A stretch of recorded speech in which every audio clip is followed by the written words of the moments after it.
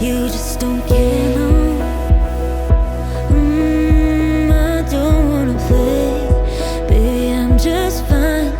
I don't need you anymore.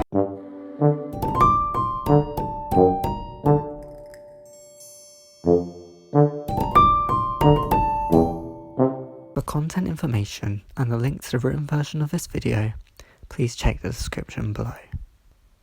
Welcome to the 8th entry in my Under the Queer Umbrella spin-off blog series and video series, where I discuss new terms I learned of this weekend, as well as new terms added or updated on the wiki this past weekend.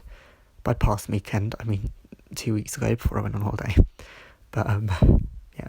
In this entry we shall be discussing a small variety of queer identities which I found on the LGBTA+ wiki, either through the randomising button or through looking at the newly added section. If you would like to support me, consider checking out my links down below, which includes my Cash App, my GoFundMe to help with my transition costs, my email for inquiries, for any type of inquiry, and also you'll find the link to my Twitter, which is @UTU with JJ. All them links are down below. Disclaimer.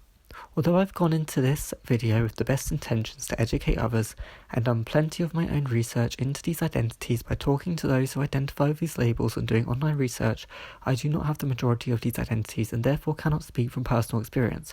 If I get any information wrong, if you're comfortable, feel free to let me know in the comments, and I will amend the entry as needed. My intention is to bring awareness to these identities and to educate on the beauty of queer identities. I encourage you to do your own research alongside this entry. You can find the links to all of these identities by clicking on the respective links in the description below. Now let's get on to the video. Terms I learned this weekend. This is a series of terms I found through randomising the LGBTA+ wiki page between Friday and Sunday of the weekend 2 weeks ago. These terms will be placed in alphabetical order with the possible exception of terms that are directly related to the term I randomised. Flexantis. This term refers to those whose gender is related to rubber ducks. Those who are flexantic may or may not also describe their gender as being yellow, buoyant, or childish. This term is based on the Latin version of rubber duck, which is flexilis anatis. The following is an exclusive identity. Kinphoria gender. This term is a term only to be used by other kinfolk or beings, and refers to a gender that becomes stronger when experiencing species euphoria. I intend to discuss other kin in more detail in a future entry, so make sure to stay tuned for that. East gender. This term was coined by Tumblr user Pastor Mema, and you will find a link to that Tumblr in the description. This term is a compass gender related to the direction east. It represents the future, air, communication, and trust. This is one of 4 compass genders, which includes north gender, south gender, and west gender, all representing their own unique things. If you are enjoying this video so far, and other content on my channel, please consider checking out my Patreon in the description below. For just £1 a month, or your currency's equivalent of £1, you'll be able to see all of my videos a day before they are released. It really helps me out because I do not get paid to make these videos and it takes a lot of time, so your support would mean the world to me. But of course, this is only optional. But again, Patreon, link down below, £1 a month, or your currency's equivalent of £1. Now let's get back into the video. Terms added to or updated on the wiki the weekend of 2 weeks ago. This is a list of terms I found by going to the recently added section of the LGBTA+ wiki page. The following identities were either coined in the past weekend or had a major update to their page, such as the addition of a flag or an updated description. They are placed in release order with the exception of the terms which are directly related to the terms I found. This is not every identity that was added on that weekend. I focused on those which were coined that weekend and also had flags. Deaf cute. This term was coined by Tumblr user DeafCuteElfSen. So sorry for butchering that name. You'll find a link to that Tumblr in the description.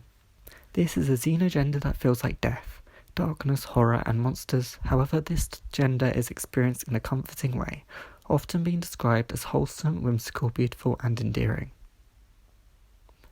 Gender pierce. This is a masculine xenogender where one's masculinity feels sharp and harsh, enough to cut through something. Mechagender. This term was coined by Discord user Dio Shi with a 0 instead of an O, but unfortunately I wasn't able to find a link. But again, if you look in the description, I'm sure you'll be able to find how to get to them. I'm not very well versed with Discord, so I find it difficult to navigate there. But anyway, let's go on to mechagender. Last but not least, this gender is related to science fiction genre mecha, which focuses on giant robots or machines that are controlled by individuals. Those who experience this gender may be connected to mecha in general or just one or few specific series or films. So there we go, week 8 of terms I learned this weekend.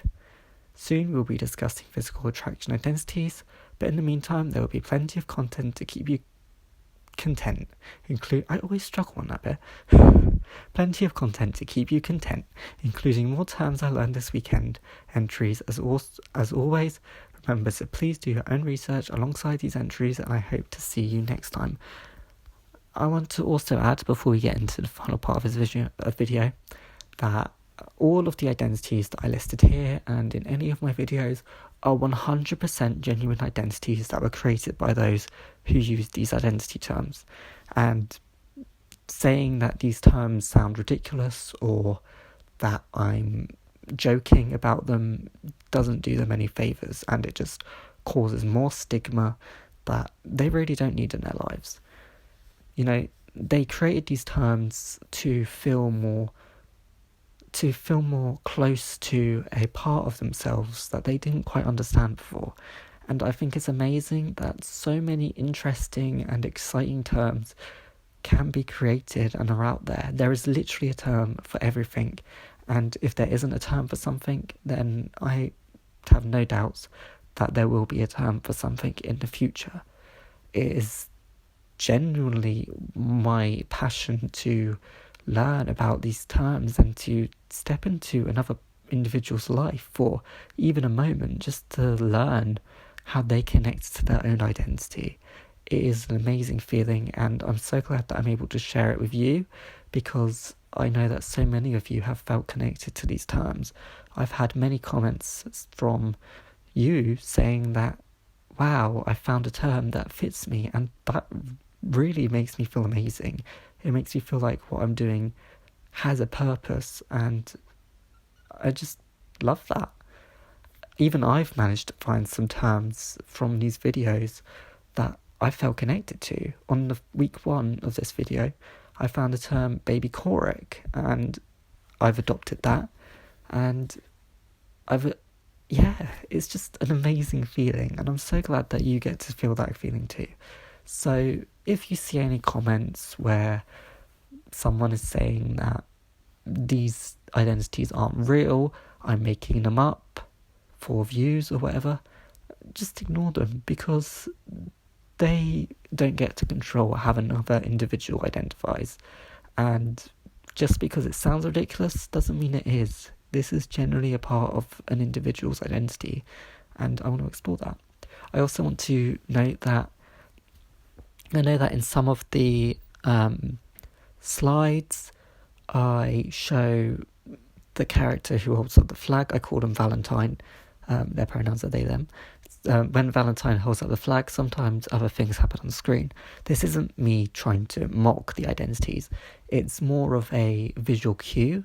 So if you think about it, for example, in this video, when I talked about Flexantis, I had a little bubble bath. I had Valentine in a bubble bath with a little rubber duck because of rubber ducks. So my hope is that you look at them slides and you see Valentine with rubber duck, and then you remember that Flexantis is about rubber ducks. I know that's how I remember things easier. Obviously, it's not as easy to do with many other slides, but with certain slides where I can create a visual cue, I try to, because it really does help. And also, it just makes the videos just that little bit more enjoyable rather than just flipping between different flags. I'm rambling, but thank you so much. If you really enjoyed this video, thank you so much for all of your support. And my channel has grown exponentially That's a really long word. I can't believe I just said that. My channel has grown a lot since I began.